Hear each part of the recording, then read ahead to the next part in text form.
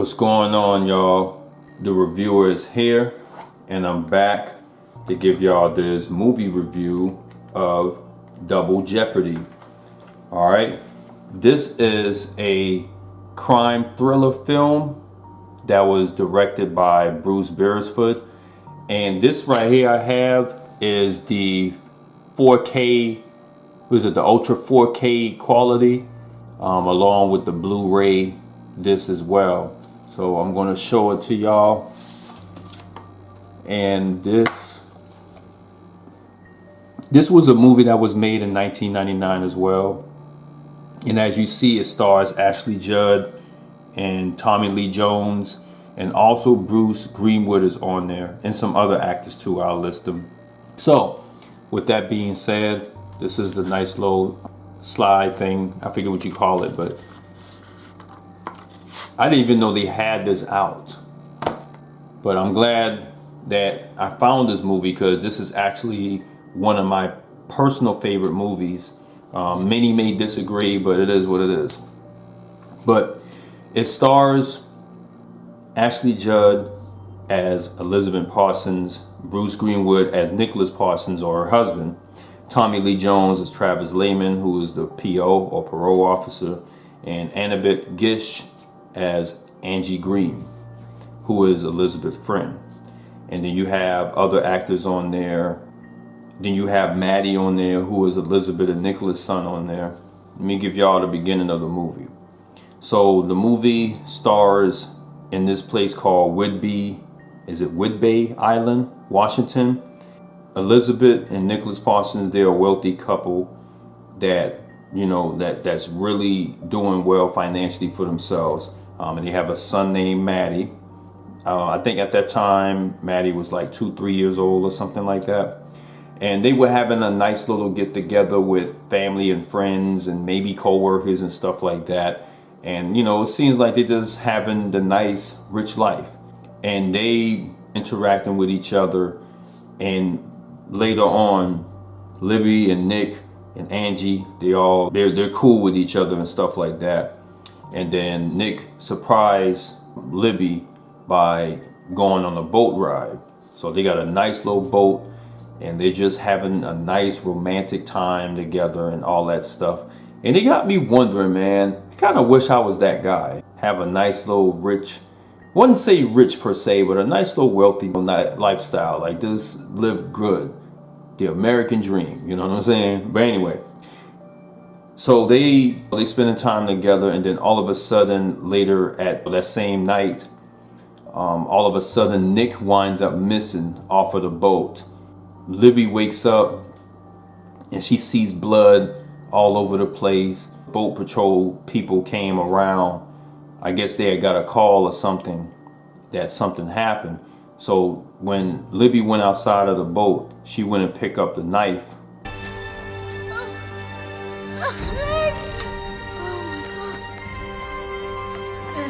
The floor of the boat. And then once she picked up the knife, the boat patrol or the police, I forget what they're called. I can't remember the exact name. But they caught her with the knife in her hand, and she's screaming, I don't know where my husband is. So fast forward that Libby was arrested for the murder of her husband. The crazy part is there's no signs of him. There's no type of physical evidence other than the knife and the blood. But they couldn't find Nick. She's trying to convince people that she didn't kill her husband.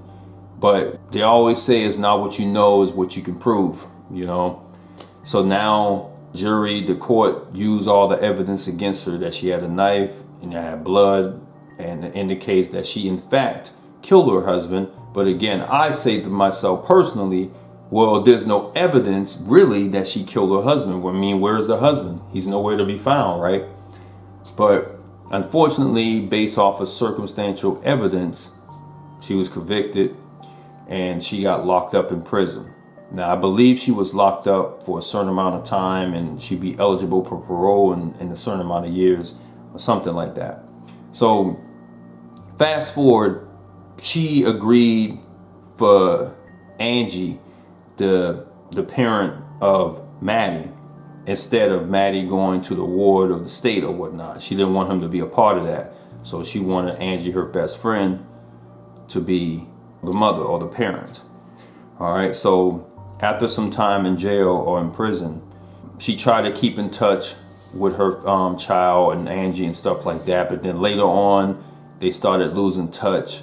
I remember this song by Akon. It's called, is it Locked Up? This visitation no longer comes by. Seems like they forgot about me. I thought about that part because it feels like she was forgotten. She started feeling very lonely. She started feeling a little alienated from everybody in the prison. Now I'm going to say a little spoiler if you don't mind.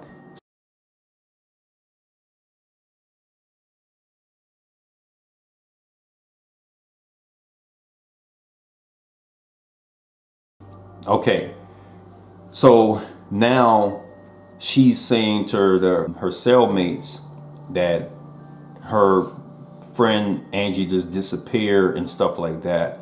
The cellmate told her, no, you don't just disappear. Listen, he said, it gotta be a way to track them down. Just think on it. So she thought about a check that Angie usually gets. So she called a number and she tracked them down in San Francisco. Hello? Angie? Angie. Libby, I've tried to call you 1,000 times. Remember when I said they reside in Washington? Now she finally tracked them down in San Francisco, California, and she calls Angie. She was like, what are you doing in San Francisco? Put him on the phone.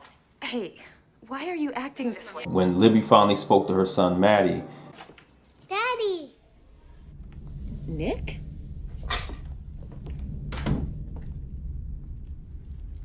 I'm gonna stop there. All right, I'm not gonna ruin the movie for y'all if y'all haven't seen it.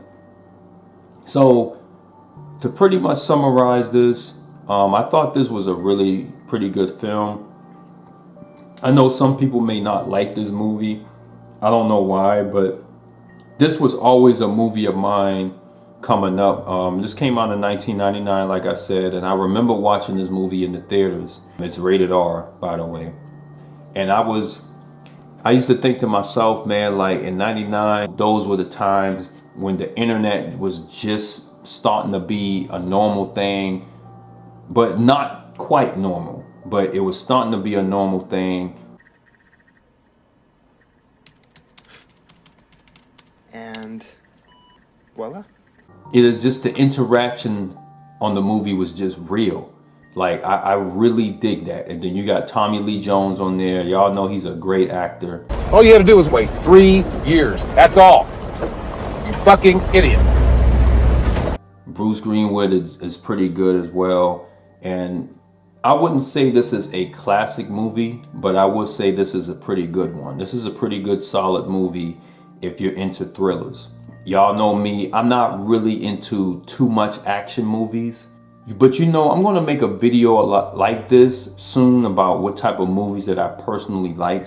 So ask for movie requests and see what movies come into mind for others, because I realized that I haven't asked for movie requests. So with that being said, the things that you get with this Blu-ray or 4K, as you can see it on here, it has special features as the alternate ending with the unfinished audio, and then you have the making of Double Jeopardy, and then you have filmmaker focus with the director and how he came out with the film and stuff like that. And me personally, I like looking at these type of things, you know. So if you get the 4K ultra high definition, then it comes with the Blu-ray, and the Blu-ray comes with the special features. So if you're a big fan of collecting Blu-rays or 4Ks, then you'll definitely would like to get this. One of my favorite scenes off of the movie is that it was the one when Libby finally confronted her hands. And I thought to myself, it was so hilarious to me. And he's trying to play it cool and all that stuff, but you know, it's kind of hard to do that.